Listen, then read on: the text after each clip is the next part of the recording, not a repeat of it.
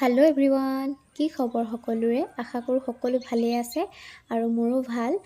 বহুত দিন হৈ গ'ল মই মিনি ব্লগ দিব পৰা নাই। দেশৰ অৱস্থা যিহেতু বেয়া হৈ আছিলে, গতিকে মনবিলাকো সেইকাৰণে ঠিক হৈ থকা নাছিলে। সেইবাবে কেইদিনমানৰ কাৰণে মই মিনি ব্লগ দিয়া নাছিলোঁ।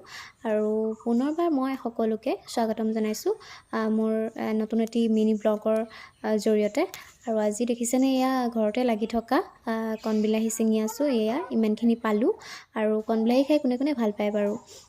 ঘৰতে তিয়ঁহ লাগিছে, দেখিছে অকণমান মানে নিজৰ ঘৰতে যদি কিবা এটা বস্তু কৰিব পাৰোঁ ভাল লাগে, নহয়নে?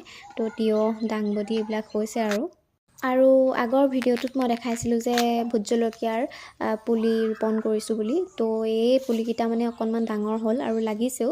তেনেকৈ এয়া দুটামান পকিছে আৰু গতিকেলৈ এইখিনিত মানে কেইডালমান খুঁটি এনেকৈ পুতি দিলোঁ, গোবৰো দি দিলোঁ অলপমান।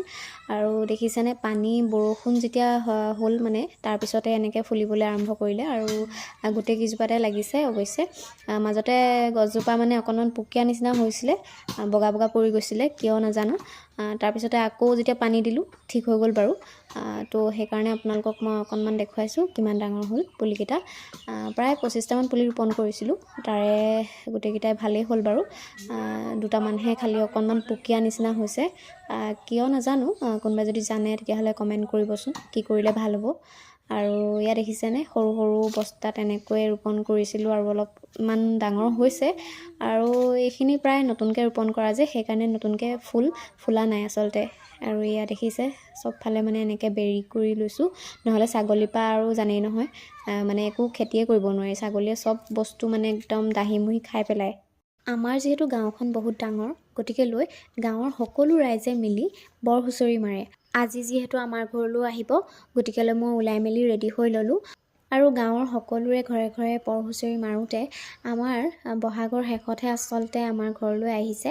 আৰু নতুনকৈ যিসকল বোৱাৰী হৈ আহে এইখন গাঁৱত, গতিকে সেই বোৱাৰীসকলে আচলতে এনেকৈ চেলেং গামোচা দিব লাগে।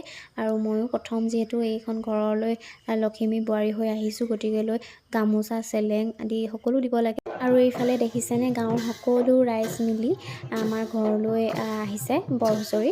গতিকে এই বৰ হুঁচৰি যোৱাৰ বিশেষত্বটো হৈছে যে যদিহে সেৱা ল'ব পাৰোঁ, সেয়া আচলতে ভাগ্যৰ কথা। মই যিহেতু মাৰ ঘৰলৈ যোৱাৰ কথা আছিলে, যিহেতু যাব নোৱাৰিলোঁ বিহুত, আৰু সেইবাবে দেখিছেনে বৰ হুঁচৰি মানে পালোঁ। আৰু সেয়া আচলতে ভাগ্যৰ কথা। সকলো ৰাইজে মিলি আচলতে যিখিনি আশীৰ্বাদ দিয়ে, সেই আশীৰ্বাদৰ সমান আৰু হ'ব নোৱাৰে, নহয়নে? তো সেই হুঁচৰি যোৱা আচলতে প্ৰথমবাৰ দেখিছোঁ। আৰু এইফালে আমাৰ পাপাৰ গাত ততেই নাই, দেখিছেনে? পাপাই পূৰা ধুনীয়াকৈ বিহু নাছিলে। আগৰ দিনবোৰলৈ বোলে